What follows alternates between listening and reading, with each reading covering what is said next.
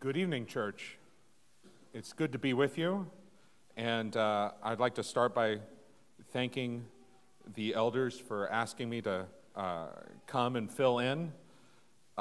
It's been a while since I've preached, and this is the first sermon that I've preached since I've had to raise two toddlers, and so as long as I come across coherent, I'll call this a win. We're going to start in Genesis chapter 32. In Genesis chapter 32, Jacob is coming home. And when he left home, he had nothing to his name. He didn't have anything. In fact, when he left, he had to sleep on the ground and have a stone for a pillow. But he came back what I would think any of us would call a successful man. He had a large family of wives and many children. He had a large amount of livestock, which was how wealth was understood at the time. But in chapter 32, Jacob is sitting at the edge of a river, probably at one of the lowest points in his life up to this point. He has just sent his family away and divided them in to two different camps across the river. And Jacob did this. He put his family in two different camps because he figured when one of them gets attacked and dies, at least half of his family will survive. And the reason that Jacob is worried that his family is going to be attacked and killed is because he's heard that his brother Esau is going to come greet him. And his brother Esau is coming with 400 men. Now, the last time Jacob talked to Esau, that also was not a very pleasant experience for Jacob. Esau had said that he was going to kill Jacob the moment that their elderly father Isaac died. And so Jacob ran away before Esau made good on that promise. So now, even though Jacob is successful, has a big family, has many riches, his brother is coming with 400 men. And the last time that he had talked to his brother vowed to kill him. So Jacob sits on the other side of this river, and it turns to night, and as he's sitting there, an unknown man comes and starts wrestling with Jacob. It's a very odd thing that just happens in Scripture. And so Jacob just starts wrestling this unknown man all night. And they wrestle to a standstill or a stalemate. Jacob's thigh is dislocated in the wrestling, but Jacob gets this man into a lock and holds on to this man. And I guess as you do, if you wrestle strange men in the night, after you get them into a lock, you ask them for a blessing.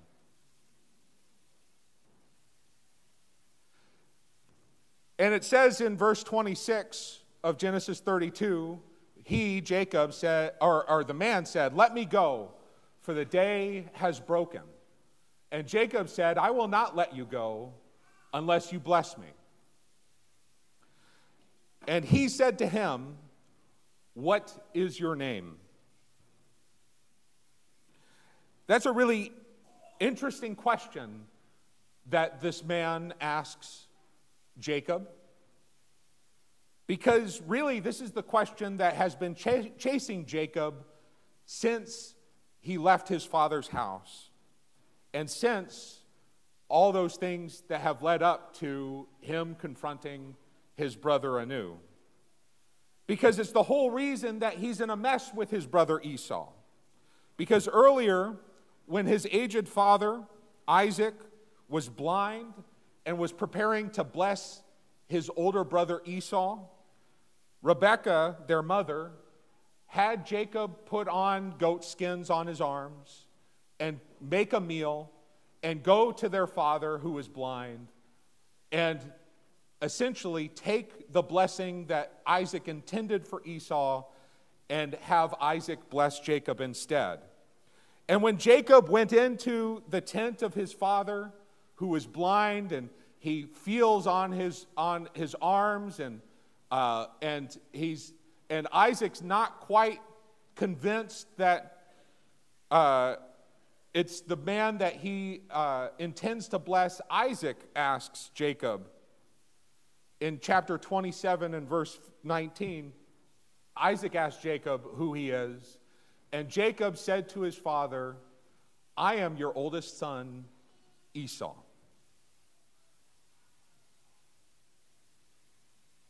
And now this man asks Jacob the same question: "What is your name?"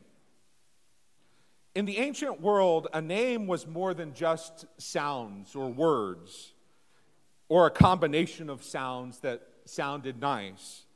Names were deeply important to ancient people. They linked you to your identity, who you really were. And so the question that's posed, "What is your name?" is not, "What are you called by?" but it's more akin to the question, "Who are you?" Who are you? I think that's a question that troubles many of us today, now. Our culture is obsessed with living your authentic life, with who are you? And we have various mantras that we have in our culture today. You do you. But it's also surprising that in an age where we're told to you do you, how few of us actually know who you is. How many, especially children, don't know who they are. They get confused. They don't even know what gender they are. They don't even know what they're supposed to be doing in the world. And it's not just children, it's older people too. Sometimes we feel adrift in life and we don't know who we're supposed to be. And maybe our mistakes catch up with us like Jacob, and we're sitting on a river wondering, how did it get to this point? And we're asked the question, who are you? What is your name? In another story, a little bit later, in the Gospel of John, there's another man sitting by a body of water. This time it's the Sea of Galilee, and it's the Apostle Peter. And he is not so much in as deep of a place where Jacob was, but a time of uncertainty, especially for Peter. Jesus has been resurrected, and that was a good thing, but Jesus is after having been resurrected, and Peter has seen the risen Jesus, Jesus is doing these appearing and disappearing. Jesus isn't there all the time. He's coming, he's appearing before people, and then he's disappearing. And so it seems at some point, Peter and some of the other apostles go up to the Sea of Galilee, and they're trying to figure out maybe what to do next. They know that Jesus has resurrected, but they don't quite know what to do now. And so it seems like, and this is at the end of the Gospel of John, chapter 21, it seems like Peter and John and some of the other apostles decide, well, if we don't know what to do, we'll go back to something that we understand, which is fishing. And so this night, they go out in their boat and they start fishing. Not a lot makes sense to them, or maybe they can't quite figure things out, but at least they know fishing. And they fish all night, and they don't catch anything. And then, as day breaks, an unknown man from the shore calls out to them, says, "Have you caught anything?" And they say, "No, we haven't caught anything." And so the man calls out, "Well, cast your nets on the right side of your boat." And when they cast the nets on the right side of the boat, the nets are suddenly filled with fish. And Peter and John immediately recognized that the man who was on the shore was their Lord and Savior, the risen Jesus Christ. And Peter is so anxious to go and see Jesus that he just throws on his coat and he swims to the shore and leaves the other apostles in the boat to carry in the fish. And then Jesus is there on the beach making breakfast. And they eat breakfast together, and it's this wonderful moment, human moment, that these apostles get to have with Jesus. And then after breakfast, Jesus has a conversation with Peter. And Jesus says, ask Peter, do you love me? And Peter answers, I do love you. And Jesus asks again, or Jesus says, feed my sheep. And then Jesus asks again, do you love me? And Peter answers again, you know I love you. Or he answered, the second time is, I love you. And Jesus says, feed my sheep. And then a third time, Jesus asks Peter, do you love me? And Peter answers, Lord, you know all things. You know that I love you.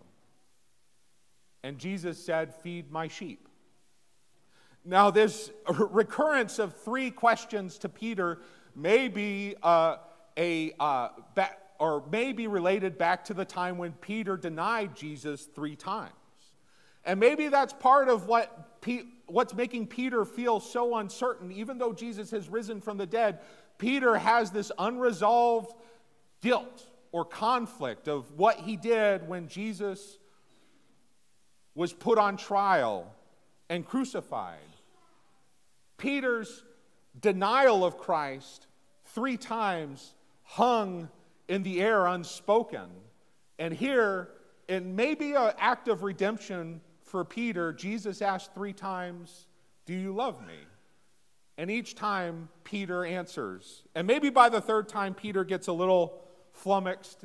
He says, Lord, you know all things. You know that I love you. And Jesus says, feed my sheep. Now, feed my sheep is an interesting statement by Jesus. Maybe this is why, Peter and John and the other apostles are fishing, waiting to figure out what to do next. And now Jesus is giving Peter direction and purpose in life. Peter is no longer to be in limbo, but Peter has a job to do. And in the midst of this great and holy moment between Peter and Jesus, instead of Peter taking feed my sheep as the moment to start moving, instead Peter looks over to another disciple, and the context seems to mean that it's John. And Peter looks over to John and he asks, Lord, what will happen to him? What about him? And Jesus says, what does it matter to you? You follow me. It's interesting that in this moment where Peter is finally given maybe what he needs, purpose and direction, by the person that most knows what Peter should be doing, after Peter receives these instructions, this direction in his life, Peter becomes concerned about somebody else. Peter's wondering, well, what about him? Not thinking about his own purpose. And Jesus' answer is, what concern is it to you what his purpose is? I've given you a purpose. We each have a unique calling that Jesus has called us to, and Jesus invites us to our true selves. He invites us to step into and up to the great work that he has specifically designed and given to each and every one of us. And he hasn't given each and every one of us the exact same things to do. As Paul puts it in the Corinthian letter, that he's given many members in the body of Christ, and they do different things. And that's how God designed it. And yet, how often do we get sidetracked or distracted or hung up on how different somebody else's path in life is than our own? How we're not blessed the same way as somebody else. How we don't have the same opportunities as somebody else, and how we're not like this other person that we wish we were like. And so instead of taking the direction that Jesus gives us, we instead ask the wrong questions. What about her? What about him? What about them? What about those people over there? What are you going to do about that, Jesus? When Jesus is calling us to individually follow him. We've all been given something different, and we're never going to live our true lives, we're never going to live true to ourselves, the selves that we've been given by God, the way God made us, if we spend our time comparing ourselves to other people. In 2 Corinthians chapter 10 and verse 11, Paul is talking about how other people compare him to other apostles or other people who say different things than Paul. And Paul says, we dare not classify or compare ourselves with some who commend themselves. But when they measure themselves by one another and compare themselves with one another, they are without understanding. Paul is saying, if you start getting into this mindset of comparing yourself with somebody else, your reference point is not where it should be. And you do that without understanding. At another point, Paul says, imitate me as I imitate Christ. That is the standard by which we should compare ourselves. Not with what somebody else is doing, not with how well somebody else is doing in their life or how we imagine they're doing in their life. And we foolishly compare ourselves and with each other. When we do that, it is unwise. There are many proverbs that say various similar things in the Bible. In Proverbs chapter 14 and verse 30, it says, a heart at peace gives life to the body, but envy rots the bones. And really that's what it is when we start concerning ourselves with other people's lives, other people's blessings, other people's talents. We are envious. And envy will only lead to the rottenness of our bones. In Job chapter 5 and verse 2, it says, resentment kills a fool, and envy slays the simple. We should avoid envy and resentment and bitterness toward what God has given someone else. And we should instead look to what God has given us individually and live according to what he has given us and given us to do. How much life do we lose and how much time do we lose when we endlessly measure and compare and yearn for things that were given to those around us, instead of accepting and being grateful for what we have been given by our God? When we're jealous of what someone else has, the talents that they have, the money that they have, the family that they were born into, or we're jealous of who someone else is, that they seem to have a better body than us, that they seem to have more friends than us, that they seem to be more successful than us. Well, that's a struggle that we need to overcome. A struggle perhaps like Jacob. You know, it's interesting that in the story of Jacob wrestling the man, it is this idea of wrestling, struggle for who Jacob really is and letting go of who Jacob is not. I don't know if you've considered this thinking about the life of Jacob, but Jacob was promised everything that he received from the beginning. Before he was born, Rebekah inquired of the Lord, and the Lord said to her, 2 nations are in your womb, and 2 peoples from within you shall be divided, and one shall be stronger than the other. The older shall serve the younger. God had already promised to Jacob great things before he was even born. And so if you take God at his word, Jacob did not need to con his brother or his father out of their birthright. Jacob did not need to be deceitful to get the things that were Esau's. Jacob did not need to live a life of deceit in order to be blessed by God. He did not have to pretend to be his brother.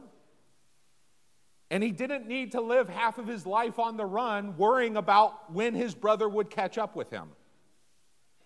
Jacob could have instead lived by faith. And it seems he needed to have something happen to him to make him struggle with who he actually was and who he was in the grand scheme of God's plans for him. And so he comes to a point where all his deceit comes to a head and he can't avoid it anymore. And he has to face all the envy, jealousy, lying, and deception that has gotten him to this point where he has considered that he's going to lose half of his family.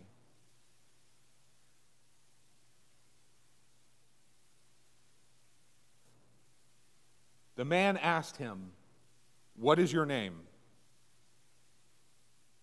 You know, we've all been shaped by the mistakes that we've made. When we didn't live up to the life that God gave us to live. And just like Jacob, we can't turn back the clock. We can't turn back and say, we can't erase the things that we did before. Jacob couldn't go back and not steal from his brother. He couldn't go back and not deceive his father. In fact, what Jacob has to do in this moment when he's wrestling with this man is embrace his story, warts and all. You don't have to be proud of your flaws, of your mistakes, of your sins, but you need to claim it. It needs to be a part of your story. You need to face your past. And you know, facing your past, when it's full of warts and things that you're ashamed of, it is very much like a struggle. We even use metaphors of struggle to talk about these things, like grappling with our past, struggling with what happened to us before. And so Jacob is doing physically what we talk about metaphorically all the time. He's struggling with his past, grappling with who he is and who he was. What you've done, how it shaped you, even your mistakes, is just as much a part of you as the good parts of you, the parts when you did what was right.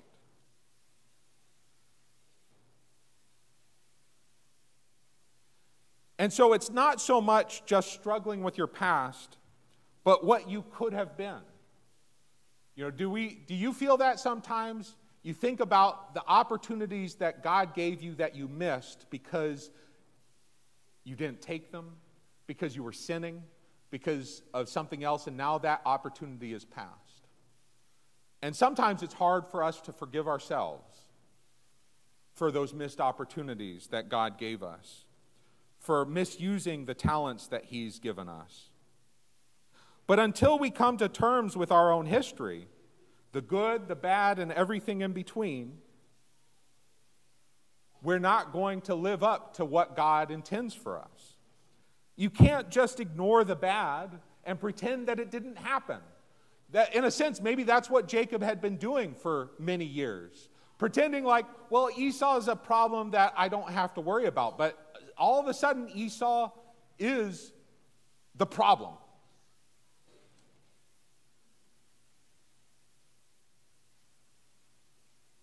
And, you know, trying to live in this idea of like, well, I can just pretend that my past doesn't affect me is just as much a deception as trying to live someone else's life. Pretending to be living a life of someone who never made mistakes and never made bad choices. That's just as untrue as any other mistake or life that we have. It's only when we embrace our individual stories, our individual histories, our past, that we can begin to answer this question of who am I? And it's at that point where God can start to work in our lives the way that He means for our lives to be lived. Do you wish that you were someone else? That you had a different family? That you had the abilities of someone else rather than the ones that you have? Do you wish that you had a different body than the one that God gave you? Do you wish you had more riches than you have? What is that to you? Others have their paths, and you have your path. And we all have our limits, and things that we aren't, and people that we aren't. And maybe that's why Jesus said that we need to love our neighbors as ourselves. Because how can we begin to love someone else and what they have until we can truly accept what we have and not be envious of what they have? So there's this moment at the side of the river. The sun is rising. The angel asks Jacob, "What is your name?" And Jacob says, "Jacob." And it's almost like at that point, all the struggle that Jacob has pointed up to this point, Jacob struggled with his brother, his father-in-law, now with God. Jacob is a scrappy man. And he has this man in a lock, and even this isn't really a victory because they're at a stalemate. Jacob is finally broken and done with struggling and done with lying. And when the man asks, "What is your name?" Jacob is ready to be Jacob. And it's at that moment that God pulls Jacob into his divine destiny to be the father of a nation, the nation of Israel. Because after Jacob says he's Jacob, he changes his name. The man said, "Your name will no longer be Jacob, but Israel, because you have struggled with God and with humans and have overcome." It's as if this whole episode, as Jacob struggles with God, is God saying, "Are you ready to be you? Because we have a lot of work to do, Jacob. Are you ready to be Jacob? Because I don't need you to be Jacob, I need you to be Israel." Paul said that we work out our own salvation. You know, this wasn't an easy struggle for Jacob. Jacob lived with an out-of-place thigh for the rest of his life after this struggle. But Jacob became who he was meant to be. It's never easy for any of us to truly come to grips or contentment with who we are, especially the worst parts of us. But it's something we have to do.